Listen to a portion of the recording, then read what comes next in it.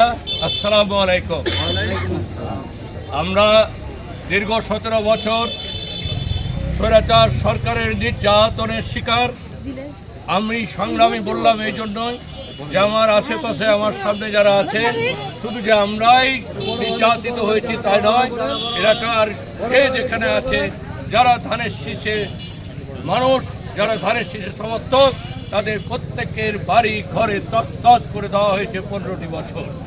আমরা এই 15 বছর পর এক গণঅভ্যুত্থানের মাধ্যমে মুক্ত বাতাসে নিঃশ্বাস নেওয়ার সুযোগ পেয়েছি। শহীদ জিয়া এদেশের মাটি ও মানুষের রক্তের সাথে মিশে আছে।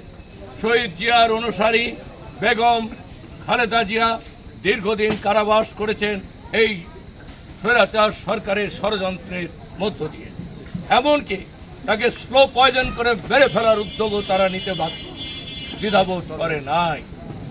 আজকে আমরা সেই নেত্রী, দেশনেত্রী বেগম খালেদা জিয়া, যাকে বাংলাদেশ নয় সারা বিশ্ব আজকে মনে করে যে উনি বাংলাদেশের অভিভাবক, এবং সেইভাবেই তাকে ডক্টর ইউনূস থেকে আরম্ভ করে আমেরিকান এম্বাসি বলেন, অ্যাম্বাসাডার বলেন, জাপানের অ্যাম্বাসাডার বলেন, যে দেশই বলেন না কেন, তারা প্রতিনিয়ত তার সাথে যোগাযোগ রাখেন, তার সাথে সাক্ষাৎ করেন।